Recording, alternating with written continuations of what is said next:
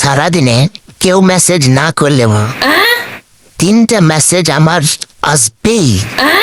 50%, 90%, 100%। Data শেষ, জীবন আবার কই। সাদা মনে একটাই সাদা প্রশ্ন, সবাই যদি ভালোবাসা দিয়ে ঘর বাঁধে তাহলে রড বালি সিমেন্ট যাবে কোথায়? এদের সংসার নেই, এরা কি না খেয়ে মরবে? আর এখন যারা বলছে প্রেমের থেকে বড় জ্বালা আর কিছু নাই, তাদের উদ্দেশ্যে একটাই কথা বলি, স্ত্রীর নাম শুনেছ? আর একবার নিয়ে দেখো, তোমার জানের জ্বালাও উঠে যাবে। এক ভদ্রলোক তার গর্ভবতী স্ত্রীকে নিয়ে হাসপাতালে গেছেন।